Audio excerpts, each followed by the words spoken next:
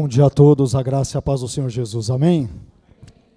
Graças a Deus por mais um dia de vida que o nosso maravilhoso Deus nos concede, para que possamos desfrutá-lo na presença dEle, com queridos irmãos e irmãs em Cristo, e é uma grande alegria, como sempre existe, quando o povo de Deus se reúne, para que possamos bendizê-lo, exaltá-lo, adorá-lo, com hinos tão maravilhosos quanto estes, e adorando a esse Deus que é bendito para todos sempre. Amém, meus irmãos? Eu quero convidá-los nesta manhã, neste culto de ceia, para abrirem as suas Bíblias no Evangelho de Lucas. Evangelho de Lucas, no capítulo de número 19 e nos versículos de número 1 a 10. Lucas, capítulo 19, versículos 1 a 10.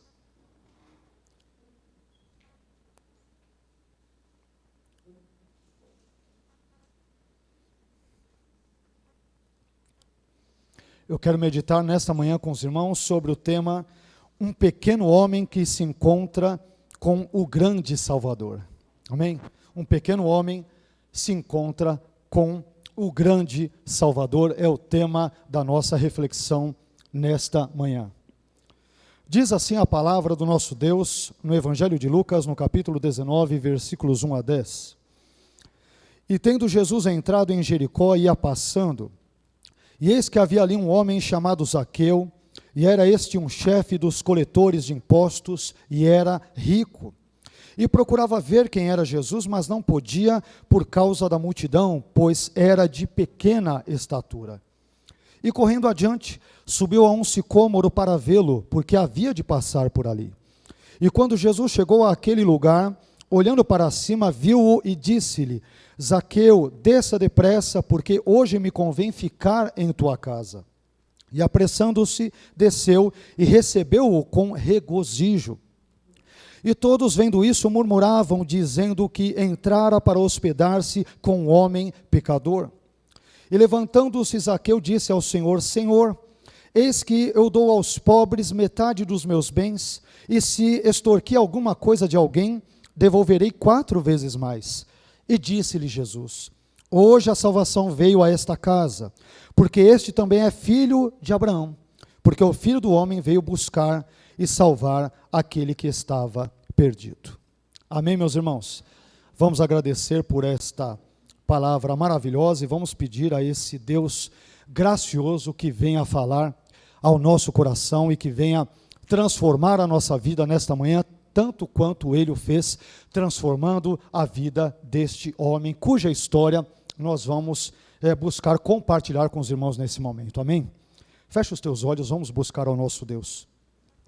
Senhor, nós queremos te agradecer, queremos te bendizer por essa oportunidade que temos, por esse privilégio de nos reunirmos a cada último domingo do mês, para que possamos aqui compartilhar da sua ceia, a ceia do Senhor, como nós faremos daqui a instantes. Te louvamos, ó Pai, por esse texto bíblico que nós acabamos de ler, e te pedimos que o Senhor fale mais uma vez ao nosso coração, ao nosso ser, ao nosso intelecto, à nossa alma, que o Senhor transforme a nossa vida, transforme os nossos valores, a fim de que estes sejam condizentes com os teus, a fim de que a nossa vida seja pautada, orientada e guiada pelas tuas escrituras e não por aquilo que nós achamos que deva ser. Pai, abençoe a nossa vida neste momento. Como frequentemente te pedimos, nos dê graça para discorrermos sobre esse importante texto e de igual modo dê graça ao seu povo para que possa ouvi-lo, compreendê-lo, absorvê-lo e colocá-lo em prática na sua vivência diária. Abençoe a nossa vida, Pai, e por favor, fale ao nosso coração nesta manhã. É o que nós suplicamos ao Senhor, desde já agradecidos, em nome e para a glória do seu Filho Jesus. Amém. Amém? Por favor, pode se assentar.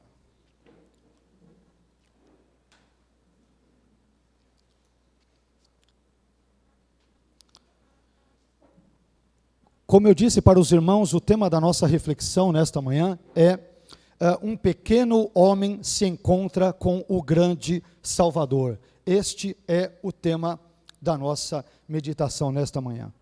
E esse trecho, meus irmãos, de Lucas, no capítulo 19, e versículos 1 a 10, ele possui um vínculo, uma conexão, uma ponte direta com o texto que o antecede no capítulo 18 e nos versículos 35 a 42. Se os irmãos depois puderem retroceder e ir até Lucas no capítulo 18 e nos versículos 35 a 42, os irmãos perceberão que Jesus, ele havia curado um mendigo que era cego. E agora, em Lucas, no capítulo 19, e nos versículos 1 a 10, Jesus salva um homem rico. E por meio dessas passagens bíblicas, Lucas nos mostra, dentre tantas outras coisas, que Jesus não era preconceituoso. Jesus, ele não tinha preferência por determinadas pessoas em detrimento de outras. Jesus, ele não tratava as pessoas de forma discriminatória, de acordo com a sua condição social, econômica, política, religiosa e assim por diante. Jesus se preocupava com os pobres e com os ricos. Ele se interessava pelos judeus, como Zaqueu, e também por outros não judeus. Ele amava os homens, as mulheres e as crianças. Enfim, o ministério de Jesus estava voltado para o ser humano de forma geral. E essa história de Lucas 19, versículos 1 a 10, tanto quanto a história precedente de Lucas 18, nos versículos 35 a 42, se passam, e aqui é importante dizer, ambas em Jericó. O cenário dessa história se dá em Jericó. E Jericó, meus irmãos, é uma cidade que é citada diversas vezes, várias vezes ao longo de todas as Escrituras. A prostituta Raabe, por exemplo, que hospedou os espias enviados por Josué a Jericó, e que foi descrita em Hebreus no capítulo 11, versículo 31, como uma mulher de fé, ela mesma morava em Jericó. Uma das maiores conquistas de Israel no Antigo Testamento se deu, por exemplo, contra Jericó, quando o povo, ao circundar ali as muralhas de Jericó, no famoso capítulo 6 de Josué, durante 13 vezes, não é isso? 6 vezes nos primeiros 6 dias e 7 vezes ali no 7º dia, 13 vezes ao todo. Então, depois de circundarem a muralha, gritarem, tocarem as trombetas e tudo mais, então as muralhas caem miraculosamente sob a liderança de Josué e, sobretudo, a partir da ação gloriosa e poderosa de Deus. Já no Novo Testamento, nós nos deparamos, por exemplo, com a parábola do bom samaritano, que é conhecida por todos nós, e que é situada justamente na estrada que ia de Jerusalém para Jericó, conforme o texto de Lucas, no capítulo 10, e nos versículos 30 a 37. E nós também vamos nos defrontar com a história sobre a cura do cego Bartimeu, que também ocorreu nas proximidades, nas circunvizinhanças de Jericó. Portanto, Jericó, que já havia sido palco de diversos eventos importantes ao longo da história de Israel, se torna agora o cenário onde um pequeno homem se encontra com o grande Salvador, o Senhor Jesus Cristo de Nazaré. E essa história, meus irmãos, narrada em Lucas, no capítulo 19, versículos 1 a 10, que nós acabamos de ler, ela pode ser entendida em outros termos, de forma tríplice, como sendo uma história de superação, de salvação e também de transformação. E é sobre essa história tríplice de superação, salvação e transformação que eu quero falar com os irmãos nesta manhã. E eu aprendo, meus irmãos, em primeiro lugar, que a história de Zaqueu é uma história de superação. Ao lermos o presente texto, nós descobrimos, entre tantas outras coisas, que Zaqueu, ele teve que superar ao menos 6 dificuldades a fim de poder se aproximar de Jesus, a fim de estar próximo de Jesus. E em primeiro lugar, eu descubro nesse texto que Zaqueu teve que superar a dificuldade relacionada à sua profissão, à sua ocupação profissional. Perceba o que diz Lucas no capítulo 19, versículo 2, parte A, que diz: e era este, referindo-se a Zaqueu, um chefe dos coletores de impostos. Zaqueu, ele era o chefe dos coletores de impostos, que também são chamados, na linguagem bíblica, nos evangelhos, de publicanos. E quando nós olhamos para a administração romana, essa palavra publicanos, que é uma palavra latina, ela era o nome dado a um agente comercial privado, particular, que exigia, por exemplo, o pagamento de impostos em nome do governo. No presente caso, o governo romano, o governo que envolvia a administração romana.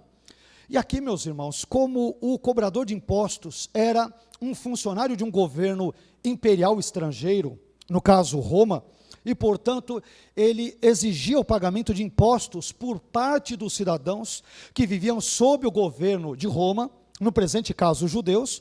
Então, percebe-se porque os publicanos eram simplesmente detestados, odiados, desprezados e marginalizados pelos judeus em geral.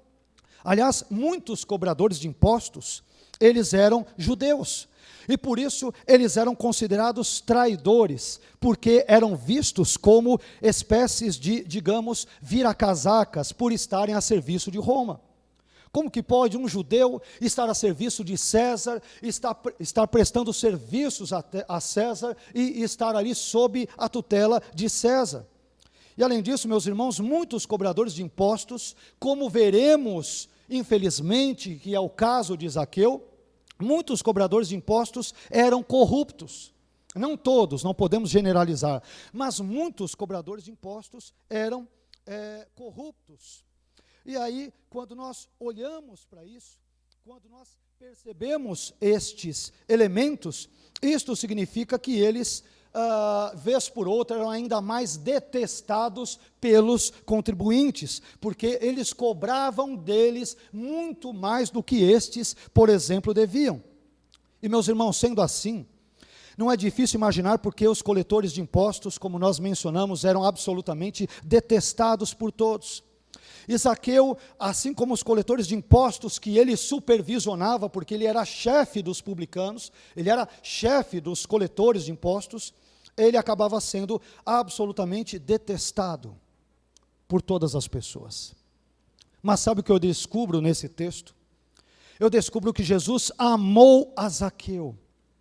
Aqueles que eram desprezados, detestados, discriminados e marginalizados pelos homens, foram amados por Jesus, como nós cantamos nesta manhã.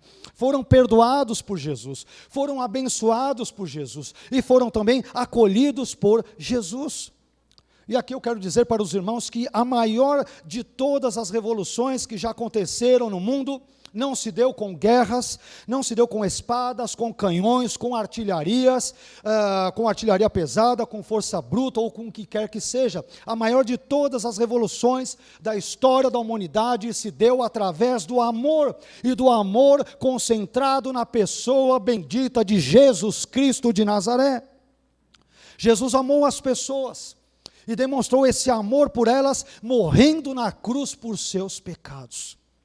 E mesmo sabendo, meus irmãos, que a sua fama não era das melhores, devido à sua profissão, Zaqueu buscou se aproximar de Jesus.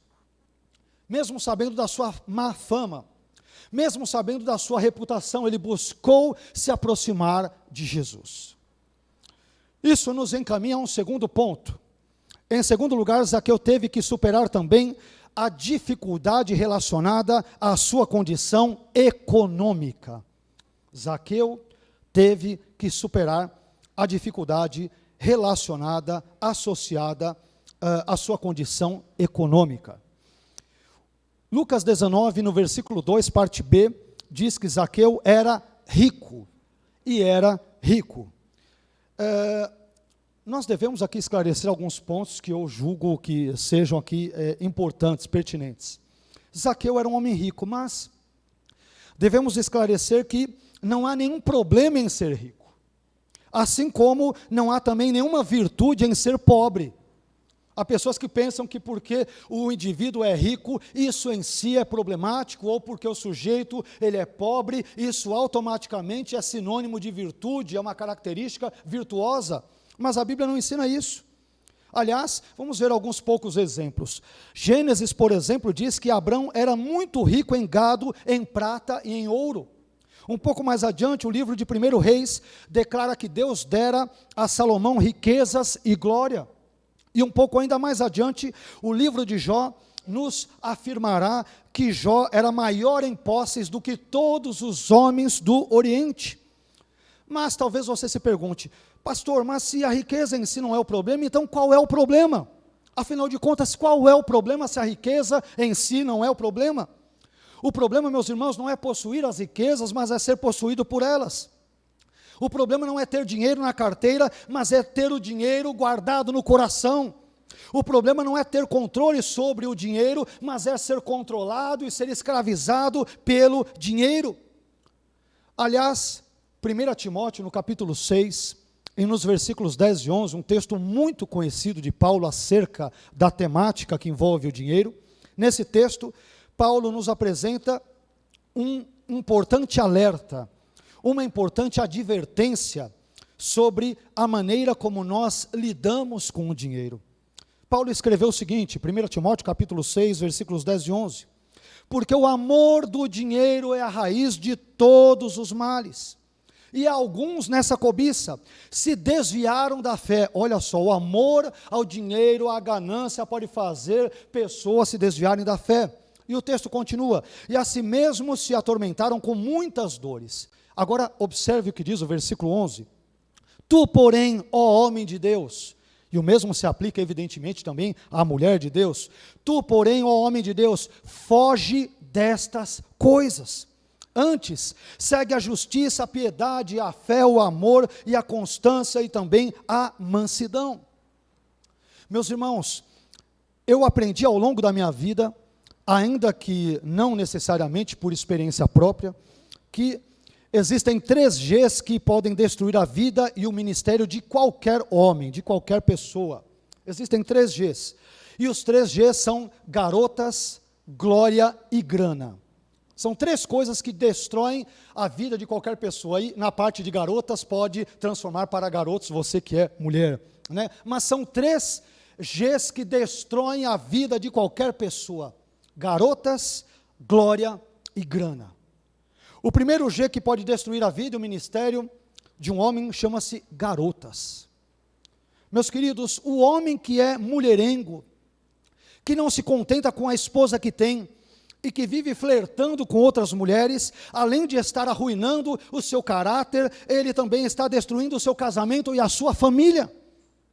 Aliás, segundo algumas pesquisas, de cada 10 divórcios, a cada 10 divórcios, 7 ocorrem por motivo de traição. Por isso, o marido ame a sua esposa e seja fiel a ela. O segundo G que pode destruir a vida e o ministério de um homem chama-se glória. Meu irmão, tome muito cuidado, especialmente em épocas de redes sociais como estas em que nós vivemos, para que a popularidade, a fama e o prestígio não subam à sua cabeça e te tornem uma pessoa arrogante, soberba, vaidosa. Não se esqueça, aliás, do contexto, e do conselho precioso do autor de Provérbios, em Provérbios, no capítulo 16 e versículo 18, onde ele diz que a soberba precede a ruína e a altivez do espírito precede a queda. Cuidado com a fama, para que ela não suba a sua cabeça e faça com que você se ache, como nós costumamos dizer, a última bolachinha ali do pacote. Por fim, o terceiro e último G que pode destruir a vida e o ministério de um homem, e que tem tudo a ver com o nosso ponto, chama-se grana. Esse terceiro item, em particular, ele tem tudo a ver com o ponto da nossa mensagem. E mais uma vez, meu irmão, eu gostaria de adverti-lo, tome cuidado para não atribuir ao dinheiro um valor maior do que aquele que ele efetivamente possui. A propósito, alguém já disse de forma muito acertada, de forma muito correta, que o dinheiro é como a água do mar. Quanto mais uma pessoa bebe, mais sede sente dele.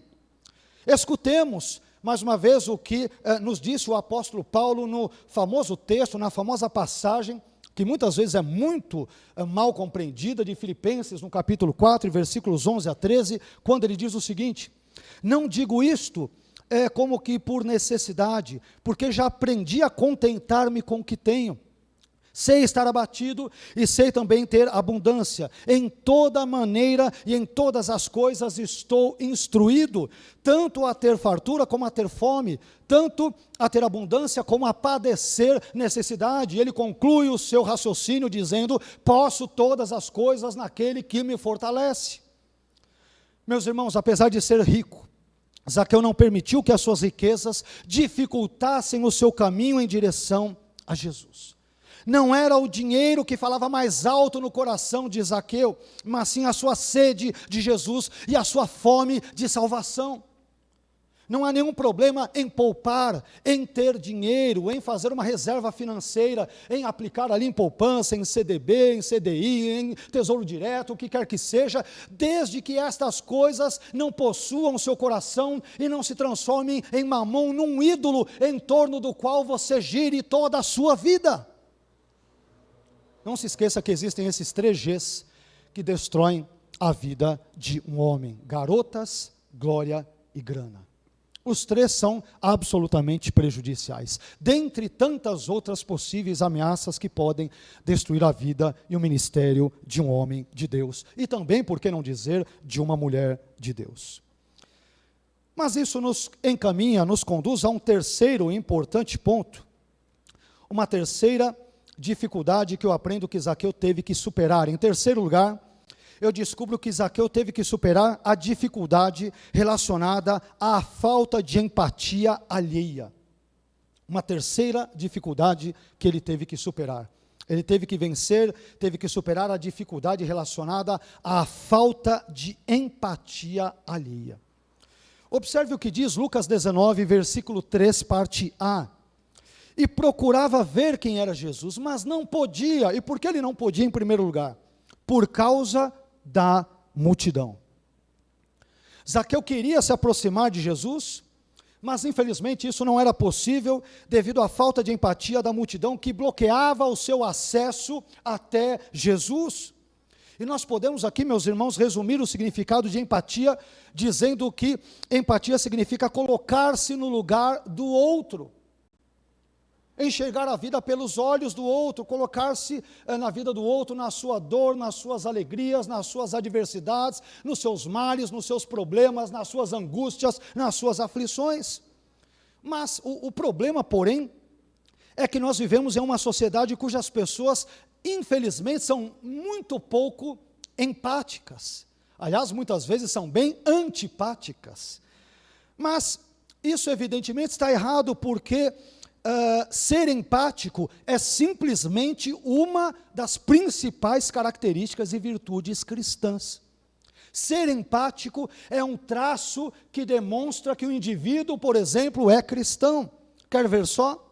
Dê só uma olhada, por exemplo, no que Paulo diz aos cristãos da igreja de Roma, em Romanos, no capítulo 12 e versículo 15, onde Paulo diz: alegrai-vos com os que se alegram e chorai com os que choram. Sabe o que Paulo está querendo dizer aqui?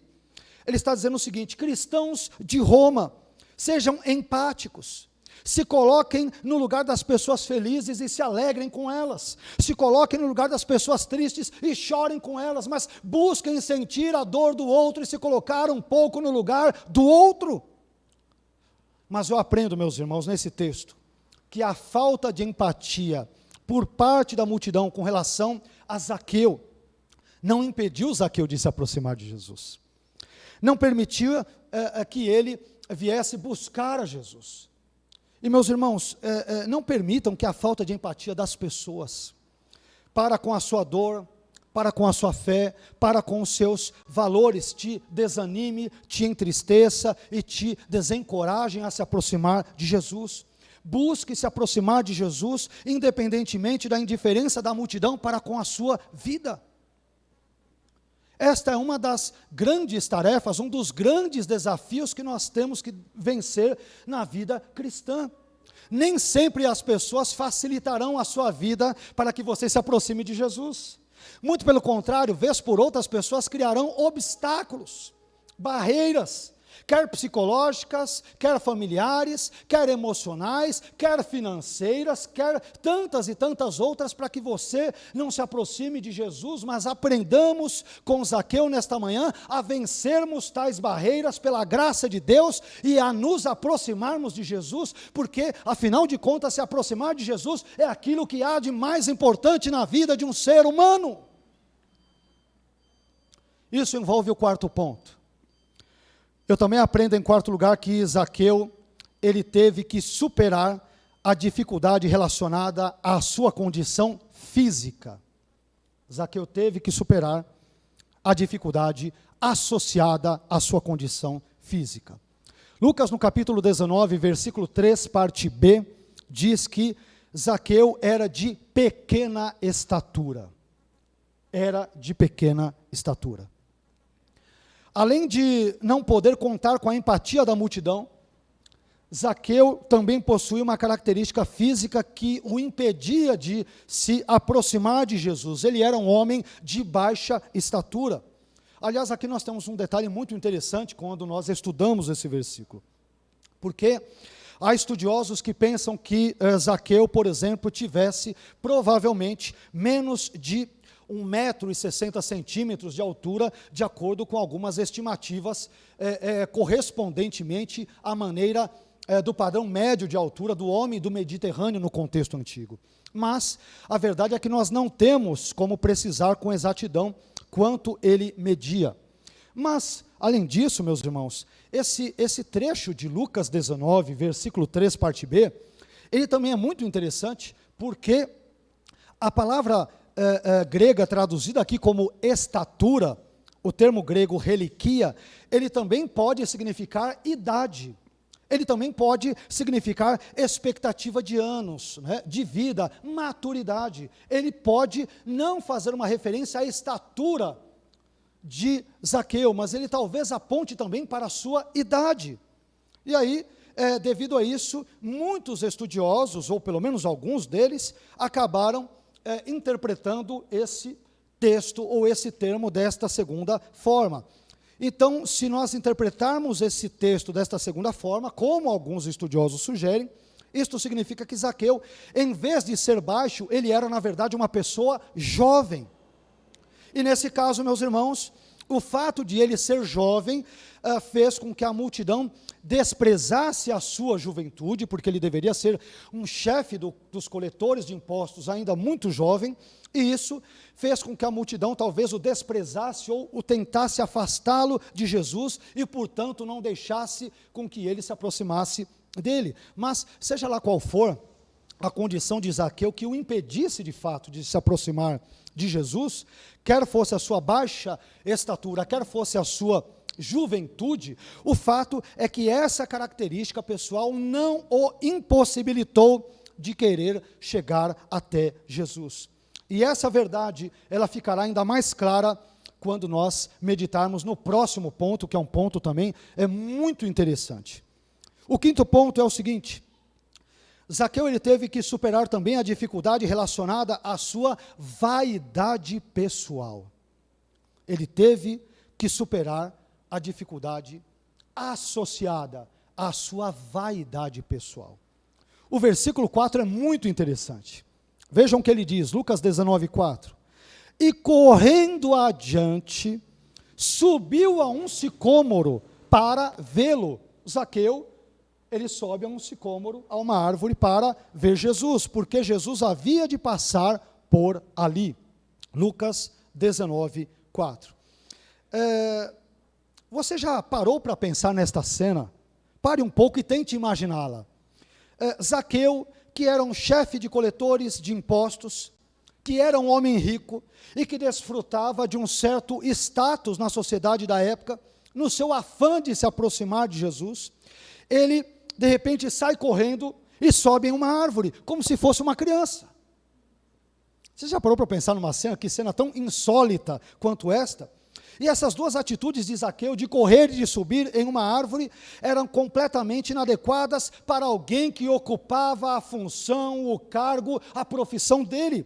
Eram totalmente inadequadas. Aliás, correr era uma atitude completamente inapropriada para alguém que gozasse de status segundo a mentalidade do Antigo Oriente. E esse era o caso, por exemplo, de Zaqueu. Se os irmãos, por exemplo, lerem o texto apócrifo, não é um texto bíblico, é um texto apócrifo, de Eclesiástico, no capítulo 19 e versículo 27, esse texto apresenta um antigo ditado oriental, no qual nós encontramos escrito o seguinte, olha que interessante: a veste de um homem, o seu sorriso e o seu andar revelam o que ele é. Então, segundo esse costume oriental antigo, correr, por exemplo, e subir em árvores, não era uma atitude digna que se esperava de alguém que ocupasse um cargo tão importante como este de Zaqueu. Eu comentei com vocês em outra ocasião, numa outra mensagem, que normalmente, obviamente sem nenhum tipo de preconceito, mas normalmente se você vê uma pessoa correndo, pode ter certeza que não é um CEO de uma empresa, não é um magnata, né? Você não vai ver uma pessoa engravatada, um CEO de uma empresa, correndo na Avenida Paulista meio-dia, você não vai ver. Normalmente é peão, né? E eu digo de novo, sem nenhum preconceito e com todo respeito, mas normalmente pessoas que ocupam tais funções, elas, desde o contexto do Antigo Oriente até os nossos dias, você não vê pessoas assim, de forma espalhafatosa muitas vezes, ou apressadas correndo para lá e para cá no meio da multidão. As pessoas agem de uma forma mais comedida, né? Tranquila, andam calmamente. E quando eu olho para alguém como Zaqueu, uma pessoa que tinha todas essas características e status social, não era condizente com a sua ocupação sair correndo e muito menos subir numa árvore. Mas, meus irmãos, por que então Zaqueu, afinal de contas, agiu assim? Por que ele saiu correndo e, como se fosse uma criança, subiu numa árvore? Zaqueu agiu assim porque o seu desejo de ver a Jesus falou mais alto no seu coração do que a sua vaidade e o seu orgulho. O que falou mais alto no coração dele foi isso. Ele não estava preocupado sobre como as pessoas o encarariam ou veriam. A preocupação dele maior não era o seu status, a preocupação dele era se aproximar de Jesus, e ele faria o que fosse necessário para se aproximar dele. Aliás, já que nós estamos falando aqui sobre vaidade, a vaidade é aquele sentimento de valorização que a pessoa atribui a ela mesma, a si própria, ou devido à sua aparência, ou devido às suas posses, ao seu intelecto, à sua cultura, aos seus dotes físicos, ou a qualquer outra qualidade que ela eventualmente possua. A pessoa que é vaidosa, meus irmãos, ela possui o desejo frequente de ser reconhecida, de ser admirada e de ser aplaudida pelos outros, devido às qualidades que ela possui, ou que ela imagina que possui. Às vezes ela não possui nenhuma delas. Mas você sabe como Zaqueu agiu? Zaqueu, ele não se preocupou com o cargo importante que ele ocupava, e também não se preocupou com o fato de ser rico. Não faz sentido uma pessoa rica sair correndo no meio da rua, no meio da multidão, e subir em cima de uma árvore como se fosse um moleque. A única coisa que de fato importava naquele momento era ver Jesus, era se aproximar de Jesus, era conhecer a Jesus, era poder ter um encontro real e verdadeiro e importante com Jesus. E para poder alcançar, meus irmãos, este objetivo, Zaqueu não mediu esforços. Ele saiu correndo e subiu em um sicômoro, que era uma árvore robusta e frondosa que existia na época, uma espécie de figueira, ou da família das figueiras, cuja madeira, por exemplo, era empregada no Egito para fazer caixões e vários outros tipos de móveis, devido à sua durabilidade, à sua firmeza. Então era um tipo de árvore que facilmente permitia que alguém subisse nela, sem que ela corresse o risco ali de quebrar um galho, digamos, e cair. Mas ao correr e ao subir em uma árvore, Zaqueu demonstrou que não era vaidoso, mas que era alguém que estava de fato interessado em se aproximar de Jesus.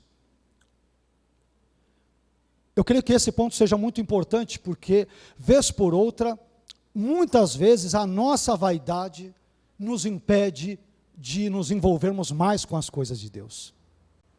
Achamos talvez que nos envolvermos com elas sejam coisas de pessoas caretas, retrógradas, antiquadas, coisas de crentes analfabetos ou semi-alfabetizados. Não condiz com alguém, né, da minha índole, do meu jeito, porque eu sou isso, porque eu tenho uma cultura, porque eu tenho bens, porque eu tenho isso e tenho aquilo.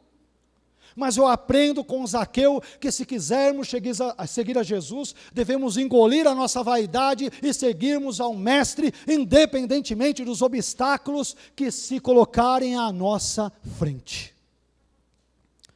Isso nos conduz a um sexto e último ponto neste momento, nesta primeira parte da nossa mensagem, e que envolve um assunto que eu já mencionei antes.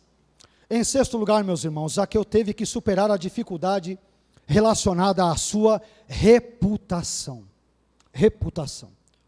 Observe o que diz Lucas 19, no versículo 7. Veja como as pessoas enxergavam a Zaqueu. Lucas 19, 7 diz: e todos vendo isso, murmuravam, dizendo que Jesus entrara para hospedar-se com um homem pecador. Vocês perceberam qual era a reputação de Zaqueu? Zaqueu tinha a reputação de ser um homem pecador, e alguém já disse que, de forma também muito acertada, que reputação é o que os homens pensam que você é, e nem sempre o que os homens pensam que você é condizente com aquilo que de fato você é, né? Mas alguém já disse que reputação é o que os homens pensam que você é, enquanto que o caráter é aquilo que Deus sabe que você é. E portanto, quando eu leio esse texto, eu percebo que Zaqueu não se preocupou com a sua reputação, ele não se preocupou com o que as pessoas pensavam e diziam a respeito dele. Ele apenas se preocupou em fazer o que estava ao seu alcance para poder ver a Jesus, ele não mediu esforços para isso. Além do mais, meus irmãos, o próprio Jesus disse, ainda no Evangelho de Lucas, em Lucas no capítulo 5, versículo 32, ele disse: eu não vim chamar os justos, mas sim os pecadores ao arrependimento. Jesus, ele veio para salvar pessoas como Zaqueu, como eu e como você. Ele veio justamente para salvar miseráveis pecadores como eu e como você, que se entregues a nós mesmos estaríamos irrecuperavelmente perdidos. Meu irmão, então, se você é um pecador, saiba que Jesus veio para te salvar. Ele vem para salvar pecadores. Estamos aqui nesta manhã porque somos pecadores, e porque dependemos desse Deus que é santo e é todo-poderoso, e que enviou o seu Filho na cruz para morrer pelos meus e pelos teus pecados. Ele veio para salvar pessoas como Zaqueu, como você, como eu, como nós, como todos nós que aqui estamos nessa manhã. Mas depois disso, eu vou para uma segunda parte dessa mensagem, e que eu apercebo nesse texto, que é a seguinte: a história de Zaqueu, além de ser uma história de superação, dentro desses 6 pontos ou dificuldades que ele superou, que nós acabamos de mencionar, a história de Zaqueu também é uma história de salvação, e em linhas bem gerais, nós podemos dizer que a salvação é o encontro da graça salvadora de Deus com o pecador arrependido. Quando essas duas partes se encontram, então há efetivamente salvação. E eu aprendo nesse texto, pelo menos 3 preciosas lições sobre a salvação. A primeira lição que eu aprendo é a seguinte: a salvação começa com o olhar amoroso e gracioso de Jesus, direcionado ao miserável pecador. A salvação começa quando Deus olha para nós e, portanto, visa nos salvar de nós mesmos, do pecado, de Satanás e das mazelas deste mundo. Veja o que diz Lucas 19, versículo 5, parte A. E quando Jesus chegou àquele lugar, olhando para cima, porque imagine a cena, Zaqueu, esse chefe dos coletores de impostos e homem rico, estava em cima do sicômoro. E Jesus passa embaixo e o vê. Então, olha o que diz o texto. E quando Jesus chegou àquele lugar, olhando para cima, viu-o. Você já imaginou a cena um tanto quanto patética? de um chefe de coletor de impostos, saindo correndo que nem um tresloucado no meio da multidão, se equilibrando nos galhos ali para não cair em cima de Jesus e da multidão, e de repente Jesus olha e o vê. Imagine a cena, né? Mas, meus irmãos, Zaqueu não se preocupa em ser visto como alguém que é ridículo diante da multidão, porque ele tem um propósito muito firme na sua vida, e o seu propósito é: eu quero me aproximar de Jesus. Não importa o que digam, não importa se zombem de mim, se me ridicularizem, se escarneçam de mim, eu quero me aproximar de Jesus e farei o que for possível, pela graça de Deus, é claro, para fazê-lo. Eu aprendo nesse texto que Zaqueu não estava mais interessado em encontrar a Jesus do que Jesus estava interessado em encontrar a Zaqueu. E a salvação começa, meus irmãos, não com o olhar do miserável pecador terreno em direção ao céu, mas sim com o olhar do céu em direção ao miserável pecador terreno. E da mesma forma como nós o amamos porque Ele nos amou primeiro, como está escrito em 1 João, no capítulo 4, versículo 19, de igual modo nós somente o procuramos porque Ele nos procurou primeiro. Nós só o buscamos porque Ele nos buscou primeiro. E por fim nós apenas o desejamos porque Ele, Deus em Cristo, nos desejou primeiro. Tudo começa com Ele, tudo é dEle, por Ele e para Ele, e nós damos glórias a Ele eternamente. Amém. Mas a segunda lição sobre a salvação que nós aprendemos aqui, e é muito importante esse ponto, claro, todos os pontos são importantes, mas a segunda lição importante é que a salvação é um assunto inadiável. A salvação é um assunto inadiável. Observe o que está escrito em Lucas 19, versículo 5, parte B. Veja só o que Jesus diz a Zaqueu. E disse-lhe, ou seja, Jesus diz a Zaqueu: Zaqueu, desça depressa, porque hoje me convém ficar em tua casa. Uma coisa, meus irmãos, que chama a minha atenção logo de cara nesse versículo, eu imagino que também chame a sua atenção, é a maneira como Jesus se dirige a Zaqueu. É muito curiosa, né? Jesus, ele se convida para ir à casa de Zaqueu, em vez de Zaqueu convidar a Jesus para ir à sua casa. Você já parou para pensar nisso? Eu chegar aqui para o pastor Rodrigo, hoje me convém ir na sua casa.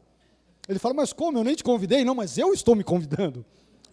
Elbi, hoje me convém ir comer pizza na sua casa. Não, mas como assim? Me convém, eu vou lá. É uma coisa um tanto quanto inusual.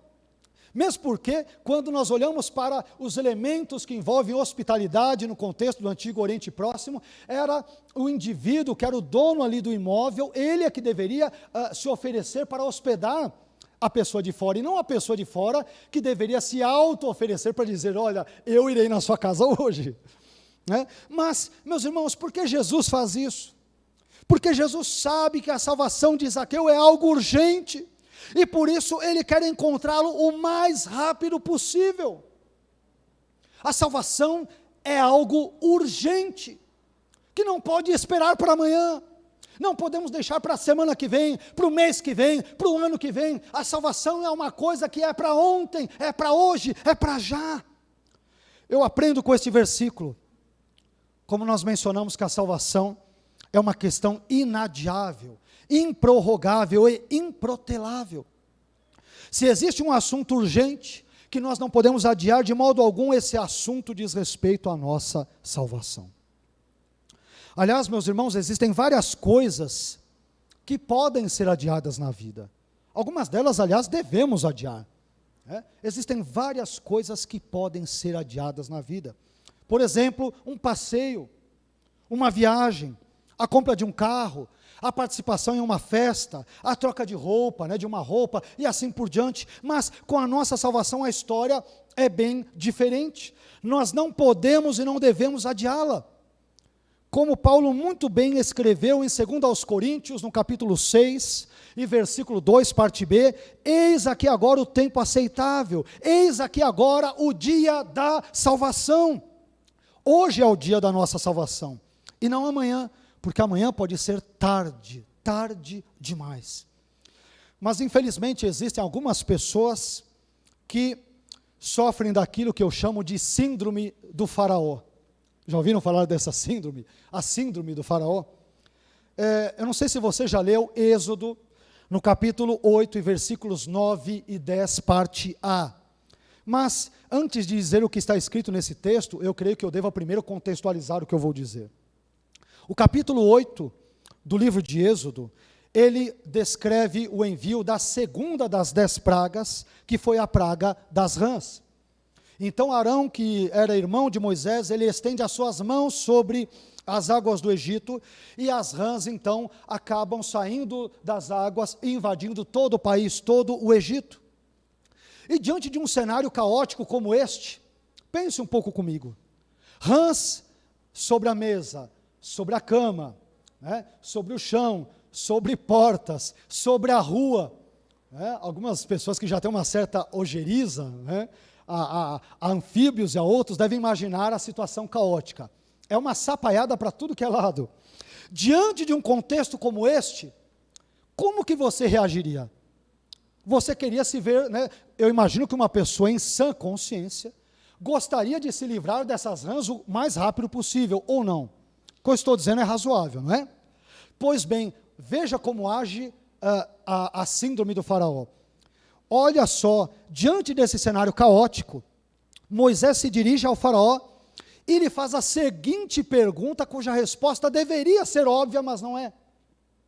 Em Êxodo, no capítulo 8, e versículo 9, olha o que Moisés diz para faraó, depois dessa praga das rãs. Olha só, ele diz para ele, Moisés dizendo para faraó: quando orarei por ti, faraó, e pelos teus servos, e por teu povo, para tirar as rãs de ti das suas casas, de sorte que somente fiquem no rio.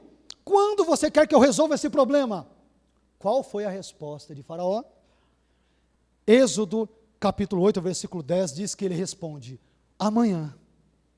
Amanhã. Como assim? Existem rãs na mesa, na cadeira, no chão, na cama, na beliche, brincadeira porque não existia beliche naquela época, mas em tudo que era lugar, no fogão, na cozinha, entre os animais, e faraó diz: você pode resolver o meu problema amanhã, volte outro dia.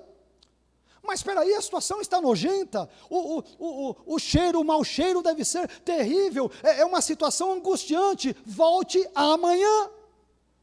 Está lá, Êxodo capítulo 8, versículos 9 e 10, leia. Meus irmãos, existem pessoas que agem da mesma forma que faraó, quando se trata do anúncio da pregação do evangelho, ou das coisas de Deus. Deus quer salvá-las hoje, Deus quer restaurar o casamento delas hoje, Deus quer abençoar a família dessas pessoas hoje, mas quando elas são intimadas a dar uma resposta ao evangelho, elas dizem como faraó: amanhã eu verei isso. Você diz para elas: arrependam-se hoje, porque vocês podem não ter outra oportunidade, creiam hoje, porque esta pode ser a sua última chance, e você sabe o que estas pessoas respondem: amanhã eu pensarei nisso.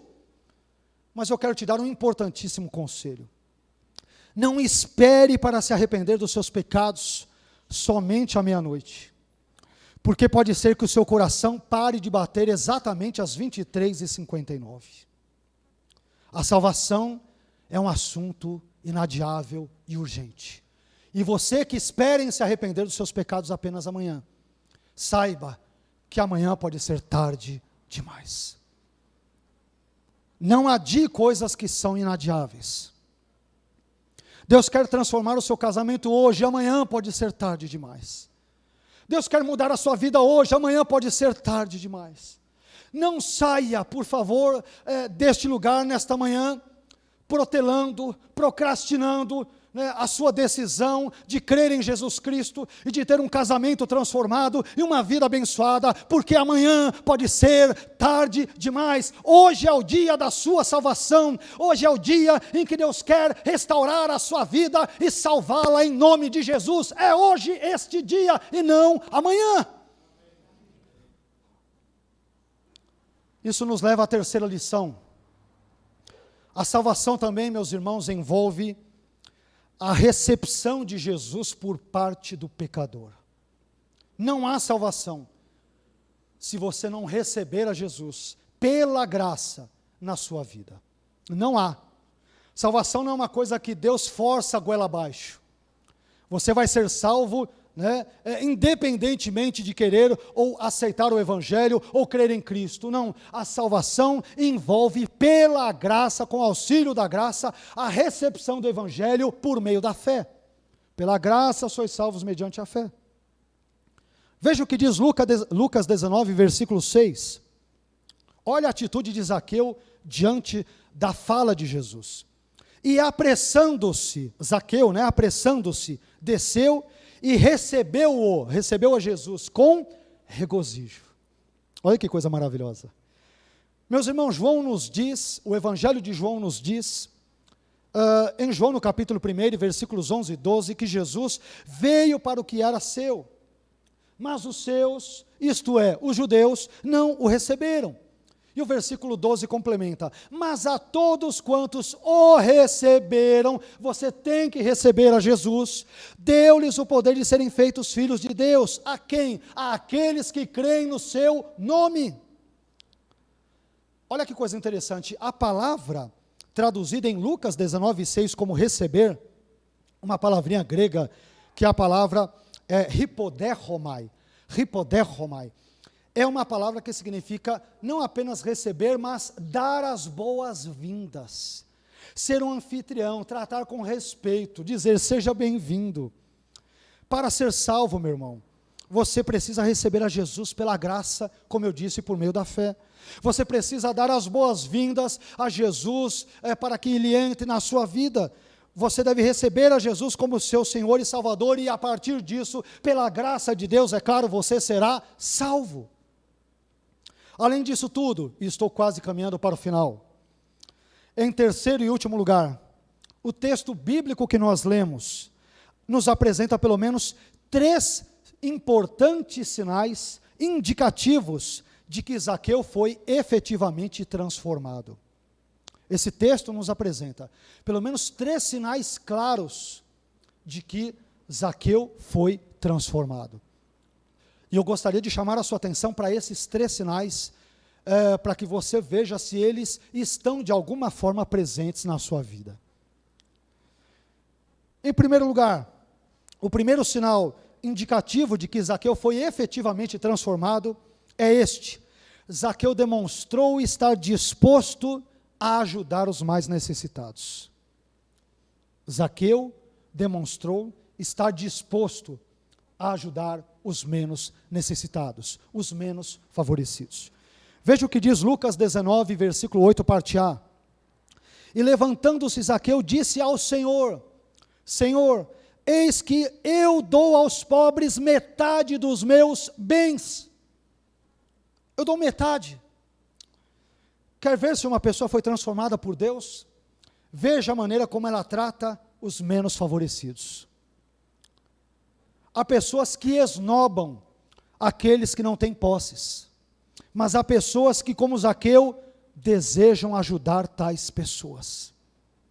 A maneira como nós enxergamos o mais pobre, a maneira como nós enxergamos aquele que talvez tenha bem menos posses do que nós, bem menos recursos do que nós, a maneira como nós tratamos essas pessoas, essa maneira é indicativa, é um importante sinal que aponta para o fato ou não de termos sido verdadeiramente regenerados. Se você despreza as pessoas pobres, se você as esnoba, se você as ridiculariza, se você zomba delas, eu desconfio que você nunca tenha experimentado a verdadeira regeneração no seu coração. Quando Zaqueu tem um encontro com Jesus, a maneira dele lidar com os pobres, com as pessoas muda. Ele trata as pessoas com carinho, com educação, com respeito, ele não as engana mais, ele quer ajudá-las, porque algo foi mudado na sua vida. Quando nós temos um encontro real com Jesus, nós não podemos sair desse encontro como os mesmos, nós temos que sair diferentes, alguma coisa deve ser mudada em nós. Amém?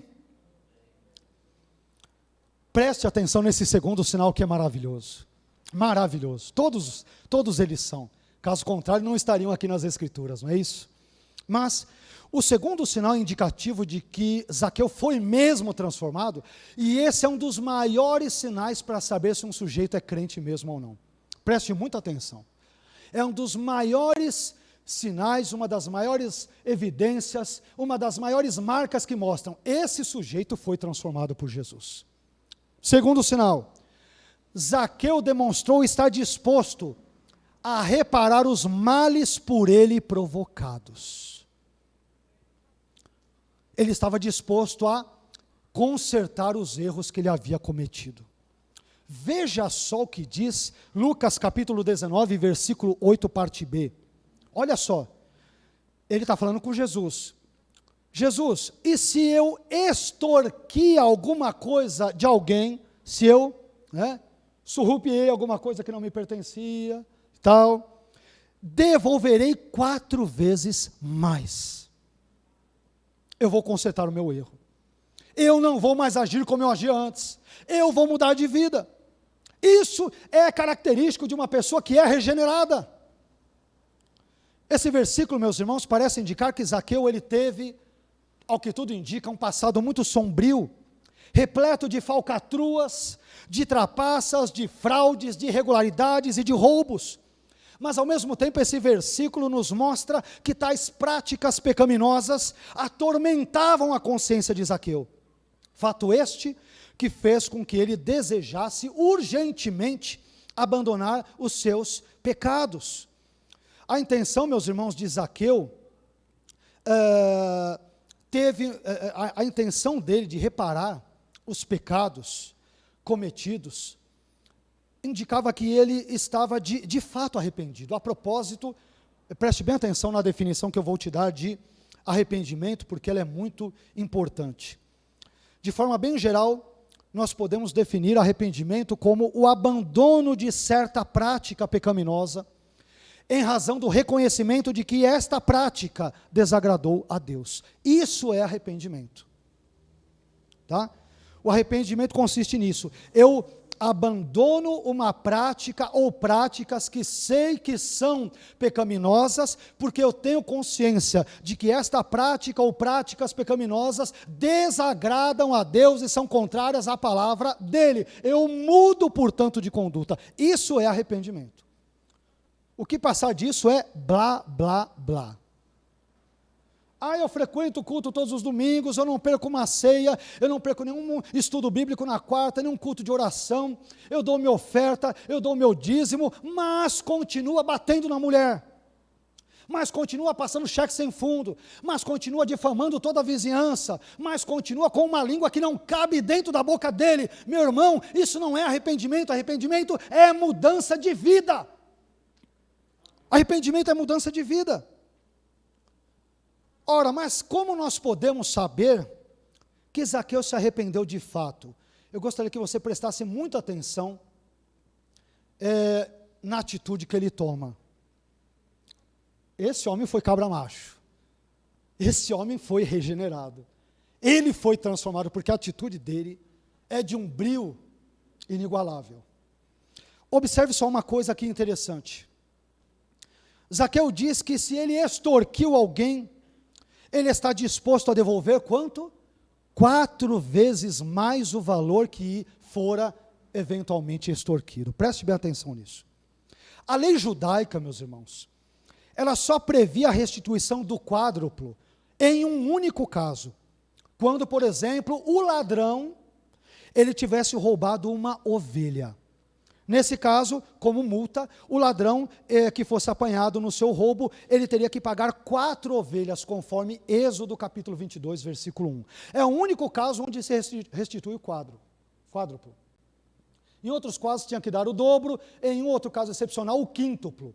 Né? Mas por Zaqueu falar isso, mas antes de entrarmos nesse assunto, é importante também entendermos que além da lei judaica, a lei romana também exigia uma compensação quádrupla para todos os furtos que fossem descobertos, o que me parece ser o caso de Zaqueu. Tudo indica que ele era um ladrão. Ladrão. Então, se este era o caso de Zaqueu, e tudo indica que fosse o caso dele, isto significa que ele deve ter roubado muitas ovelhas dos seus contribuintes quando roubava, quando cobrava, e roubava, os impostos. Mas agora, Zaqueu queria deixar esse seu passado de roubos e de enganos para trás. Essa, meus irmãos, é a essência do arrependimento, do verdadeiro arrependimento, o abandono das práticas pecaminosas. Você se lembra do que Paulo diz em Efésios, no capítulo 4, versículo 28, parte A? Ele disse: aquele que furtava, não furte mais. O arrependimento está aí. Antes eu roubava, como eu faço agora? Eu não roubo mais. Isso demonstra que você se arrependeu. Aliás, permita-me aumentar ainda mais essa lista e dizer: aquele que se prostituía, não se prostitua mais. Aquele que adulterava, não adultere mais. Aquele que via pornografia, não veja mais. Aquele que vivia enganando todo mundo, não engane mais. Aquele que vivia difamando as pessoas, não difame mais. Enfim, permita que Jesus mude a sua vida. E não viva mais praticando tais coisas que o desagradem. Esse em si é o teor, é o centro, é um resumo do que é o verdadeiro arrependimento. Meu irmão, mude de vida. Só que nós não conseguimos mudar sozinhos. Então devemos permitir que Jesus entre em nossa vida e ajude-nos a mudar as coisas que precisam ser mudadas. Por fim, em terceiro e último lugar, o terceiro sinal que evidencia que Zaqueu de fato fora transformado é este: Zaqueu demonstrou ser uma pessoa de fé. Uma pessoa de fé.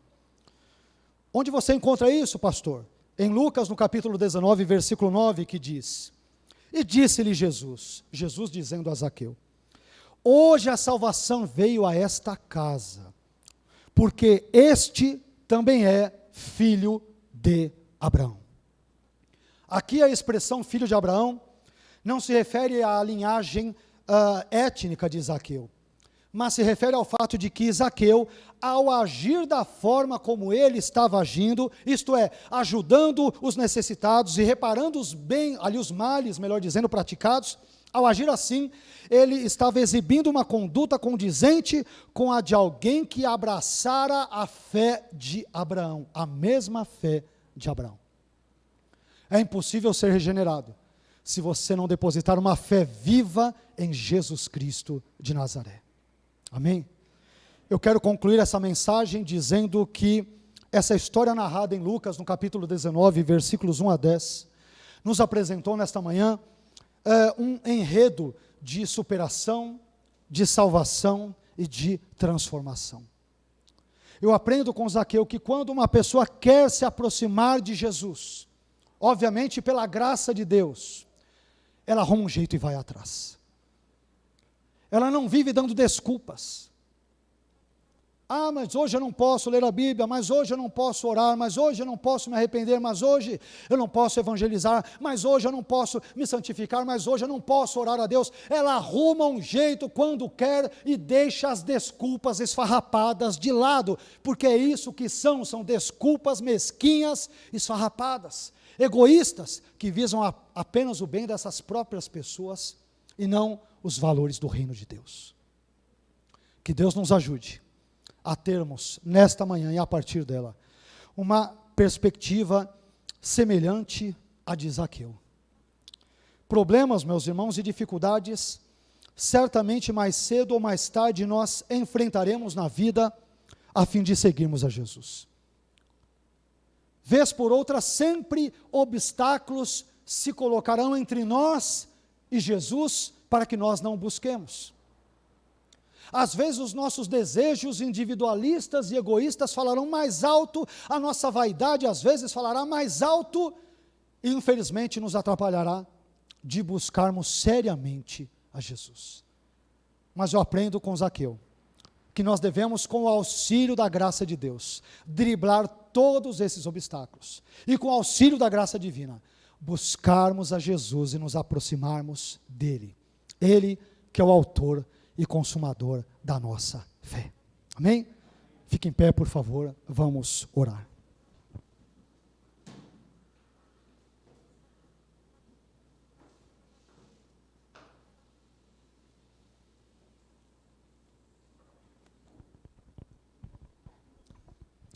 Esse texto de Lucas, no capítulo 19, ele é muito importante porque mostra-nos o encontro de um pequeno homem, Zaqueu, o baixinho Zaqueu, com o grande Salvador, o Senhor Jesus Cristo de Nazaré.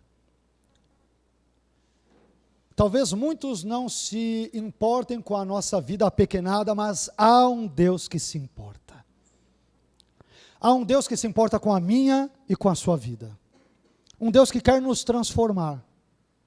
Um Deus que quer fazer conosco o que fez com Zaqueu. A partir do momento em que Jesus teve aquele encontro com Zaqueu, ele se transformou num ex-ladrão.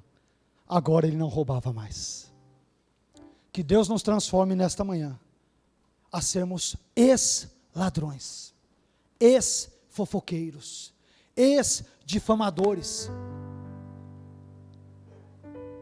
ex-prostitutos ou prostitutas, ex-adúlteros ou adúlteras.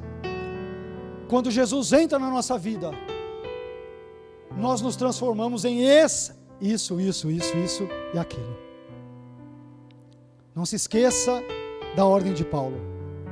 Aquele que roubava, não roube mais. Meu irmão, você não pode achar que tudo está bem com a sua vida, se mesmo frequentando a igreja há muitos meses ou talvez anos, nenhuma mudança substancial tenha sido vista no seu caráter. Se você frequenta a igreja há anos, pior ainda, mas a sua vida aparentemente não experimentou uma mudança radical, eu desconfio que você tenha sido apenas um frequentador de igreja, apenas um simpatizante da causa do evangelho, mas não um verdadeiro regenerado, não um verdadeiro convertido. Não podemos dizer que somos cristãos se não abandonarmos aquelas práticas que tanto desagradam ao nosso Deus e que enviaram o seu Filho Jesus na cruz. Não estou dizendo que nós sairemos daqui nesta manhã impecáveis, nunca mais cometeremos um pecado, não estou dizendo isso, mas estou dizendo que crentes regenerados de fato lutarão contra o pecado e buscarão vencê-lo não na força do seu braço, mas na força que vem do alto, que vem de Deus, que os ajudará a driblar esses pecados, sejam eles quais forem. Que Deus conceda a cada um de nós nessa manhã transformação de vida, que cada um de nós tenha um encontro real com Jesus. E talvez você tenha confundido ir para a igreja com ter um encontro com Jesus. Talvez você teve um encontro com o pastor, que não salva. Talvez um encontro com o grupo do louvor, o que é uma bênção, mas isso em si não salva. Você precisa sair daqui nesta manhã, tendo um encontro real e verdadeiro com Jesus. Não se preocupe com a sua reputação. Ah, mas o que pensarão de mim? Zaqueu não pensou nisso. Ele falou, eu não estou nem aí. Eu posso ser um chefe de publicanos, posso ser rico, mas para ver a Jesus, eu saio correndo no meio das pessoas. Eu trepo numa árvore como se fosse um moleque, uma criança, porque ver Jesus é aquilo que há de mais importante na minha vida. E quanto à sua vida, meu irmão, que importância há no seu coração quanto a se aproximar de Jesus ou não? Isso é algo importante ou algo banal, trivial? Que você responda essa importante pergunta para você mesmo nesta manhã. Amém? Vamos orar? Senhor, eu quero te agradecer. Quero te agradecer pela vida deste pequeno homem, Zaqueu, que se encontrou com o Senhor, com um grande Salvador, com um grande Deus. Ah, Senhor, e esse encontro foi tão produtivo, foi tão transformador, que esse homem rico, depois do encontro que ele teve contigo, Ele se preocupou em ajudar os pobres e não mais em extorquí-los.